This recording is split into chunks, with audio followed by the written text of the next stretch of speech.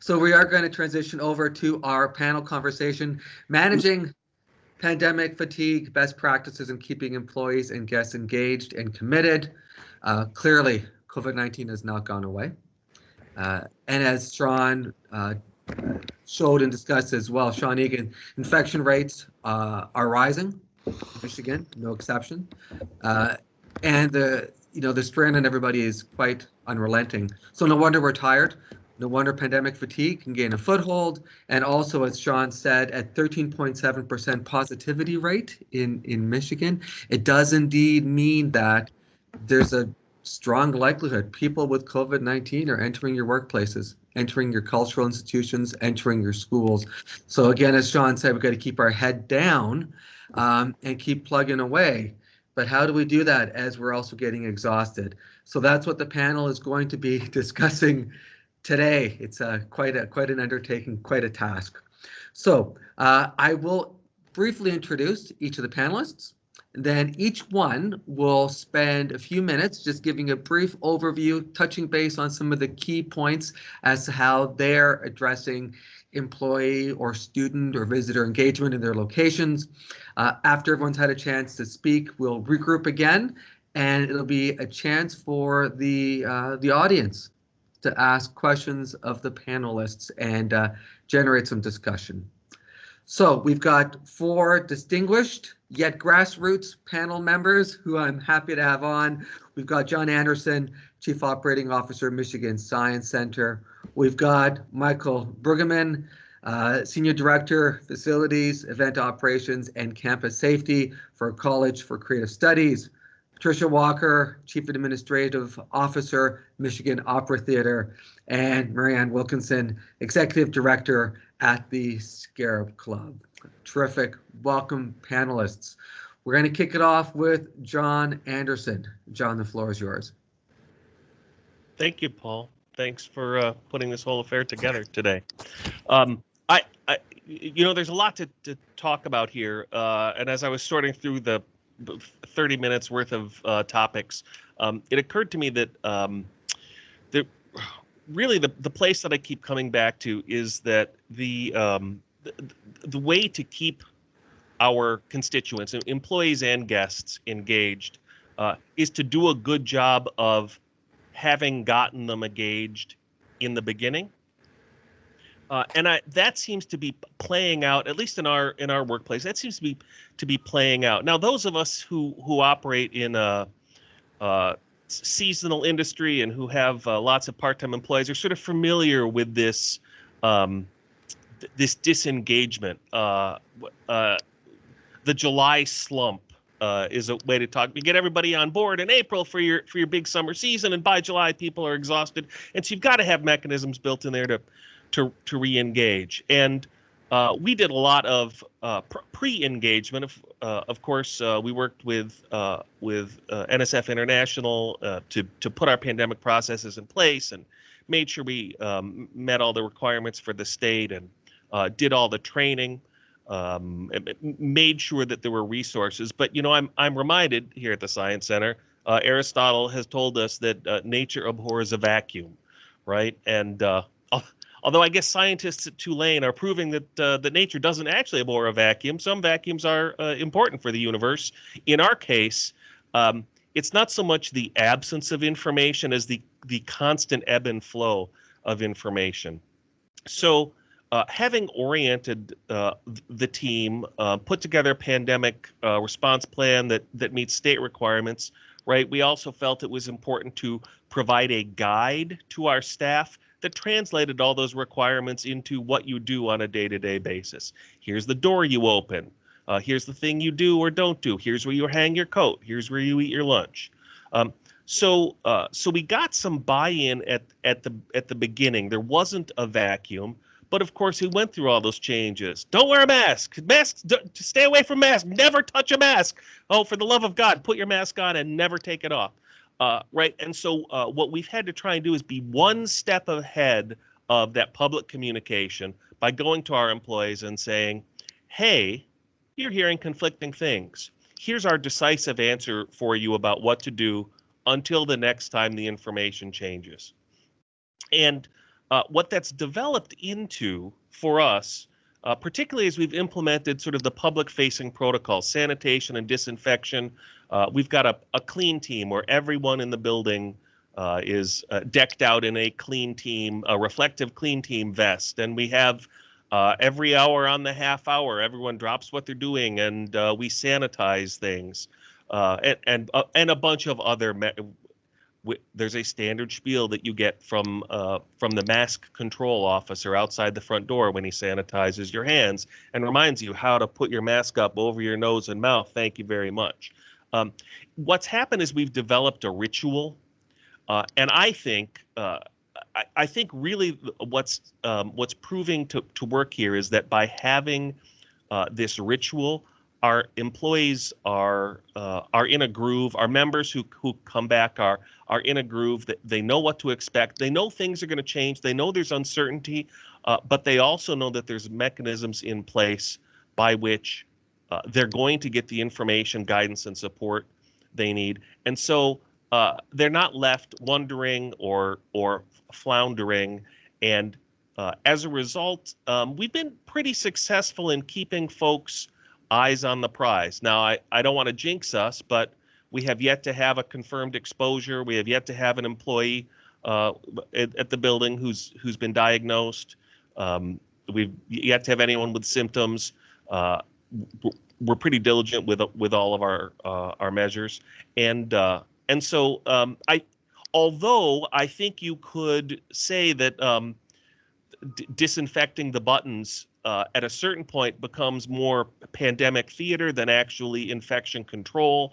And right, we probably need to talk more about MERV 16 filtration and outside air exchange and enthalpy wheels. Having the ritual reinforces the sound practice and good intentions behind it, which to me it seems like it's the thing that is keeping us engaged.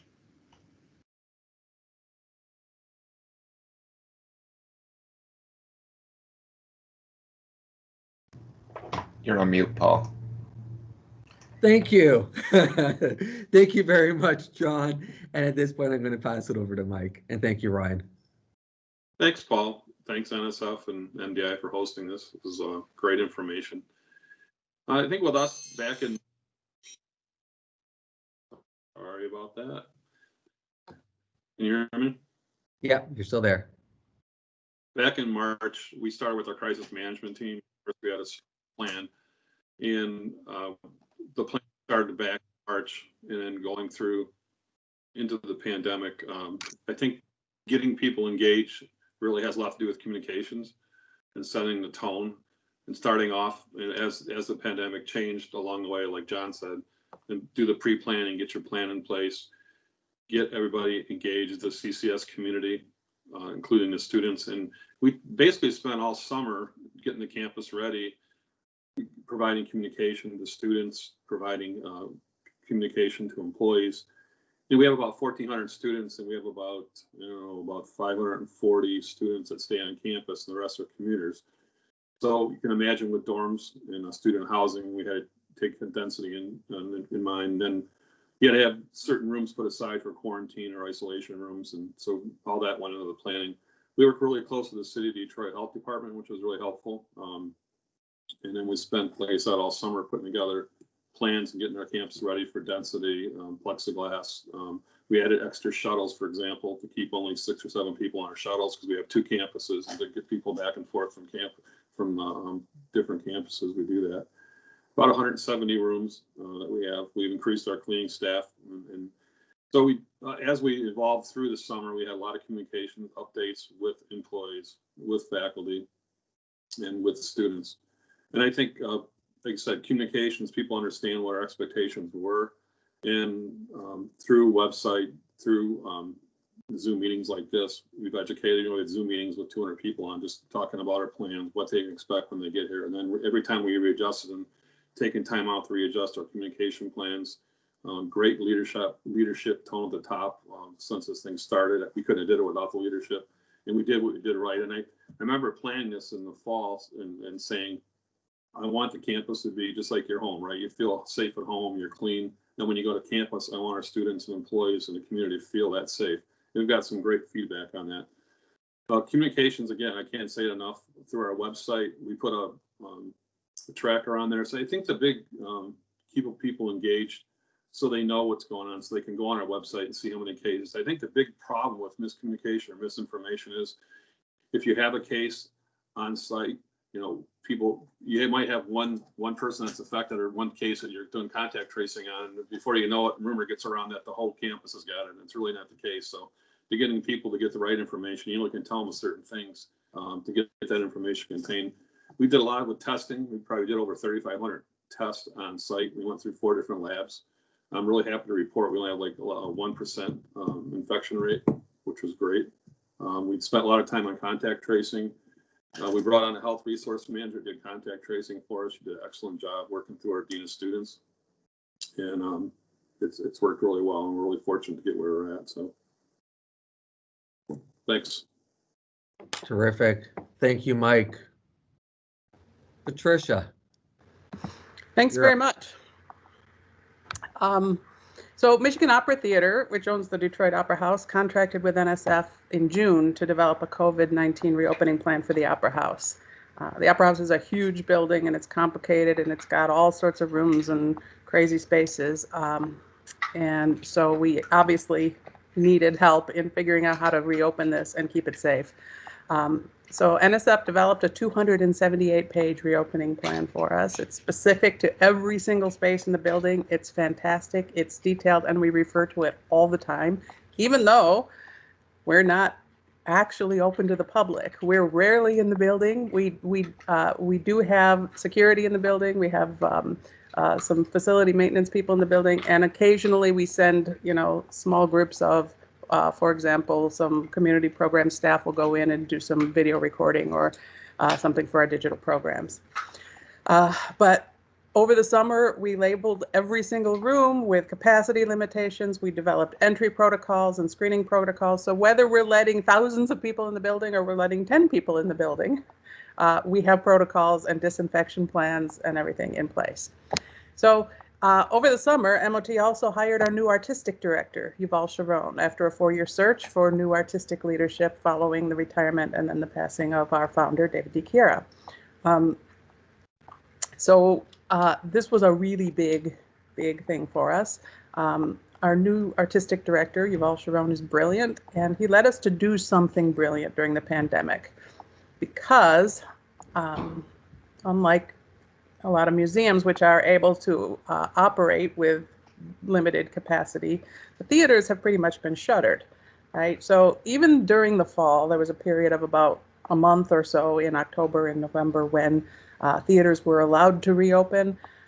What we learned was that our patrons told us very clearly they're not ready to re-enter theaters and sit side by side, even with capacity limitations in place.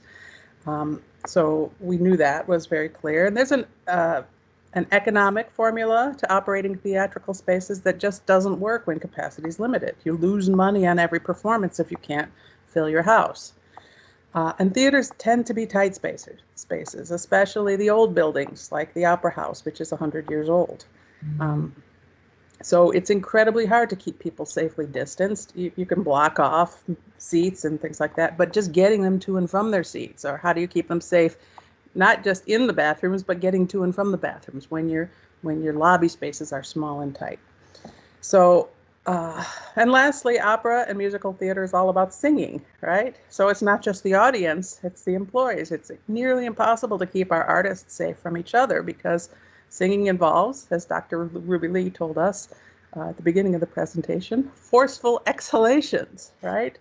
So for all of these reasons, theaters are not operating right now, and we're not really able to open the Opera House. But as I said, our new artistic director, Yuval Sharon, brought us something brilliant in October. It was crazy, it was difficult, it happened during a pandemic, but it was brilliant, and that was Twilight God. So I'm just gonna really quickly tell you a little bit about that. MOT owns a 7-story parking deck, and Yuval Sharon developed a drive-through opera in our parking deck.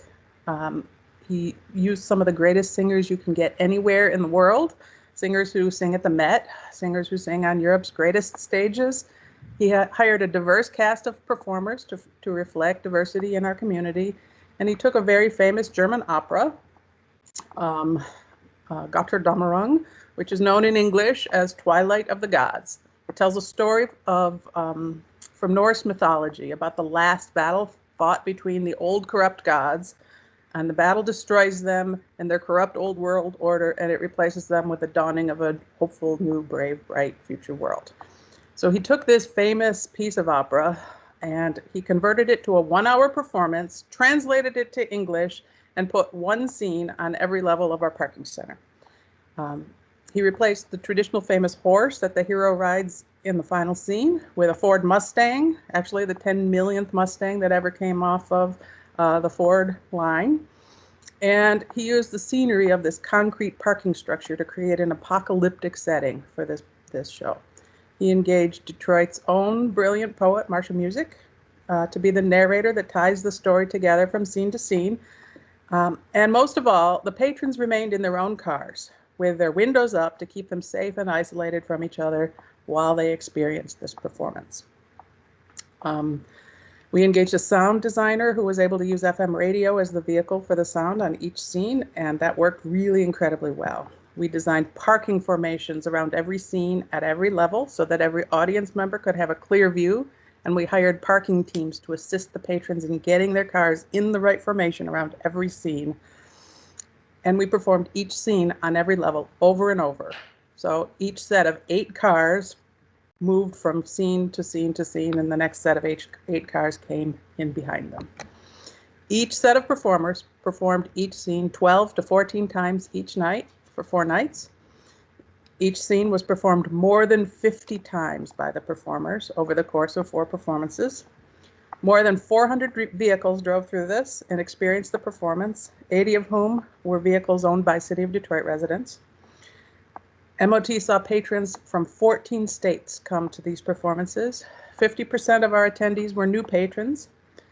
We employed more than 200 people for the production. We raised more than $500,000 in sponsorships. We used 21 space heaters, 10,000 feet of cable, more than 400 LED candles, and 8 radio frequencies for this. And we generated incredible press. We had more than 40 press reviews and stories, including glowing reviews from the New York Times, the Wall Street Journal, the New Yorker, and lots of local media and industry press.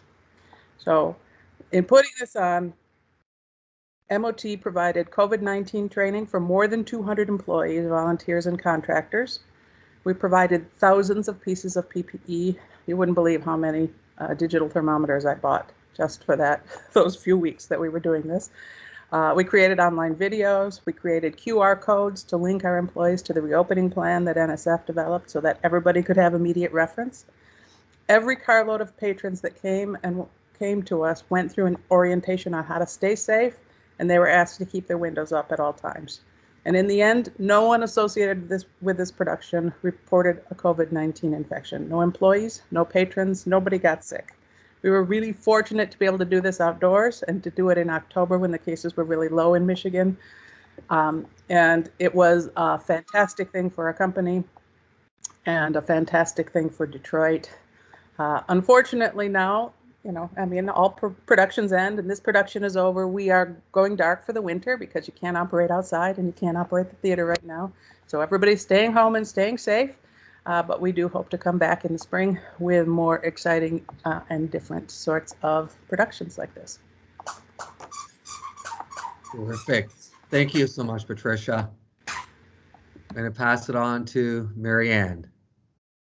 Paul, it is so totally unfair that I have to follow Patricia's presentation, because Twilight Gods was one of the most incredible productions that I have ever seen. So congratulations, Patricia. That was just a masterpiece.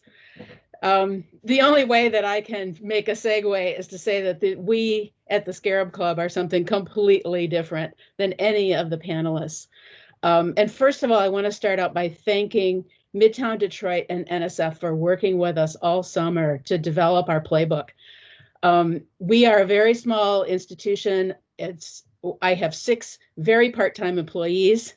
And I just don't think we would have been able to manage it without the collaboration of NSF and Midtown, and all the advice that I got from my colleagues in the district. I'm the director of the Scarab Club. I'm also the operations manager, the facilities manager, you name it, I'm it. So it was a very steep learning curve for me, and I'm grateful to everybody who helped us along the way. And I'm particularly proud to have the checked by NSF designation on our front door. So thank you very much for that. As I mentioned, we're a very small institution. We are in a historic building, a building built in 1928. We're a members organization for artists and people who are interested in art. And we work with people, artists especially, in all media. So we present exhibitions. We have 12 to 15 exhibitions a year. We do lectures and performances and workshops for artists and all that sort of thing. And our goal, our mission really, is to bring people together. So we have a particular challenge when we have to keep people apart, which is what we had to start doing after the middle of March. So we immediately pivoted. All the staff, with the exception of one, works remotely almost all the time now. The only exception to that is our building manager, who comes in to service the boiler and, you know, run water through the pipes and do all that stuff, which he did all summer, which was really, really great. That helped us facilitate reopening a lot. We opened again in July, when all of the cultural center organizations reopened, with a pathway through the building, with a mask mandate, with signage, with open doors to our gardens. So we have lots of ventilation, as well as a renovated HVAC system. So we really were ready to reopen.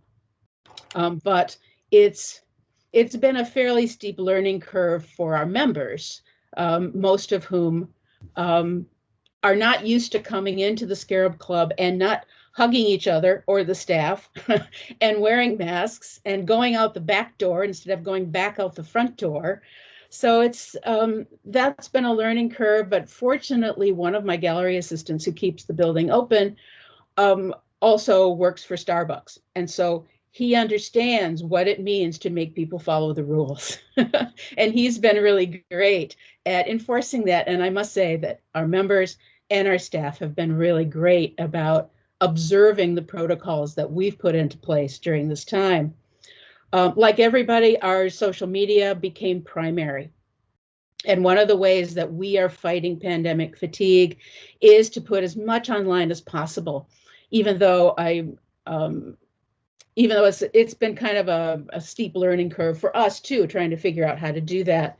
We've done things like doing a virtual exhibition that parallels the exhibition that we have in the building, so that people can see things online. And that has also increased our art sales because people can buy it from online. We also started a program called In the Studio, whereby artists take us on a virtual tour of their studio and talk about their work. That's on our website and also on social media. And people are able then to really get an idea of what an artist is like, because they are just as different as their work is. So those have been actually very fun things to do. But we've had to basically rethink everything. So even though we do fewer things than we did before, in some ways it feels much harder. It feels like we're working just as hard, and like the proverbial Alice, running as fast as we can to stay in the same place. The good thing is that I think we are experimenting with programming in a way that we didn't before. We are well known and have been known throughout our entire history for our what are known as sketch sessions, where artists come and sketch from a live model, and anybody can do it. You don't have to call yourself an artist. You don't have to be a student. You don't even have to be a member. And so those, of course, stopped dead in March. And we've recently started them up again on a Zoom platform, which people seem to be pretty enthusiastic and pretty satisfied with, which is really great. And until the shutdown last week, we were figuring out how we could do small in-person groups with a model, but those now are at least on hold until after December 8th. But that's the kind of experimentation that we not only are forced to do, we want to do. And I think in the end, that's going to benefit us greatly, because we are an institution that is very tradition bound. And this is a good moment for us to break away from those traditions and do some different things, get our ideas out there, keep our members interested and engaged by changing things up constantly, which is a lot of work, but exciting and worth it in the end. And so far, all of our deterrents to COVID have paid off, and we have not heard about any outbreaks in the building, either from staff or members. So that's a great thing. Mm-hmm. Thank you so much, MaryAnn. And okay, and if everyone could also mute their microphones, MaryAnn, and you are a very hard act for me to follow. So thank you. Amazing primers, folks. Clearly, the creativity is brilliant. The innovation is outstanding. Your commitment to your organizations, your stakeholders, your students, your employees, volunteers is also breathtaking. Excellent. Okay, let's cut to the chase. I've got some questions here. We talked. It seemed like there was a theme of communication and the importance of communication. I think it might have been Mike who may have alluded to some, maybe misinformation, miscommunication. I'm not sure what term you used. Let's talk about that, because miscommunication could really set back engagement and put you guys at risk. How do you stay ahead of miscommunication and misinformation? I think through contact tracing really helped a lot, and to quickly possible to figure out who's involved with the exposure. If you have an exposure, how many people are involved, to contain that and get them isolated, and then get that information out. Obviously, you can't put a lot of information out publicly, but we use the website to track how many cases we had, and then we obviously get a hold of people that were involved, and then get the area cleaned to where we needed to do it right away. But we had very few. I mean, of all the colleges, I'm really proud of the CCS community and everybody pulling together, because we were, 1%, and most of our cases were all commuters, which kind of makes sense, right? And the 540 students that are there on campus is very small, any kind of cases. One thing I wanted to mention really quick is the Peacock Pledge, and that was for the CCS community. And basically, you would go on our website and it's posted.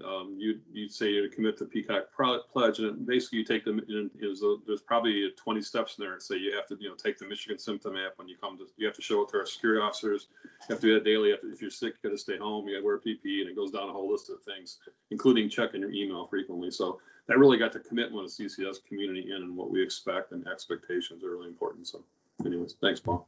Okay, excellent. Thank you, Mike.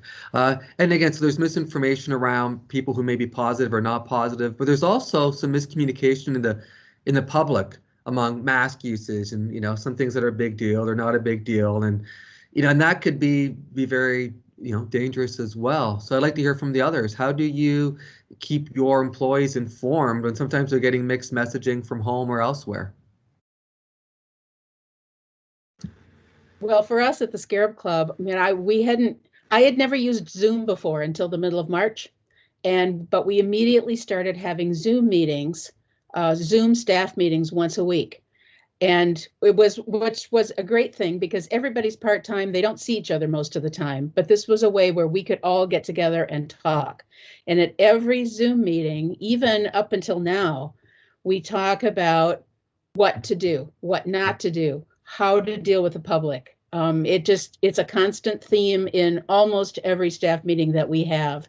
So that reinforcement is, I think, the most critical for staff, because everybody knows what to do, but it's easy to get complacent. It's easy to let things slide a little bit, but with reinforcement, and now it's kind of become a habit too. And I think it's a lot easier now than it was, say, the 1st of April, to keep everybody engaged with what needs to be done in the building. Excellent. Thank you. Thank you. That term habit, it reminds me of John who mentioned the term ritual. I wish we had an hour to talk here, but we don't, unfortunately. But next time I talk to you, John, I'm going to talk about the ritual concept. We have time for one more question, and I don't see any hands up, so I'm gonna get to ask it myself. Werner spoke about government toolboxes, so I'm going to ask you folks. What do you need from government? What can government provide to you at all levels of government to help you in your efforts to stay open and stay safe? A second round of PPP loans would be really handy right now, Paul. But if you're asking me about non-financial measures, whatever you need. Okay, well then let's throw that PPP loan or some other relief program up there. That's hard to understate, and also disambiguation, some sort of common vocabulary lexicon for how we evaluate, how we respond, how we communicate to one another. I was talking to my dad who lives in New York. And I was getting my level 2 mixed up with his level orange, and by golly, if we're doing that, think of what happens when we multiply this by the millions of people who are affected. Great, thank you, John. Anybody else? I'll echo what John said. I think federal stimulus assistance is absolutely necessary. It's unbelievable how it's really dangerous if we don't have this, because there's so many organizations that are hanging on the edge of a cliff by their fingernails. So that's number one. But from the state and local government, I would say I'm really appreciative of the clarity of the executive orders in Michigan. I think that and the new orders now, post Supreme Court ruling as well. I think in many states it's been much less clear, and with a lack of clarity, it's been very difficult for other organizations in other states to know exactly what to do, and they've kind of been operating blindly. Whereas in Michigan, we had clarity, we had direction. It was, you can do this, you must have a plan, you must train, and when somebody lays it out like that, it's really clear. This is what we have to do. Thank you. Yeah, that's absolutely true. Someone early on in the process said to me, read the executive orders every day because things were changing so fast. Yep. And that was the best advice I got the entire time. Yep. Yeah, and you literally have to read them yourself. Relying on someone else's interpretation or distillation is a recipe for just worse confusion.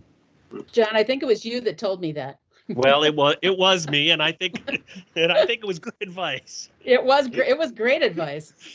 Excellent. So reading them every day became John's ritual. So there you go. Thought I could throw in that term. Folks, panelists, thank you again so much for your insight, taking the time to share it with the group here today.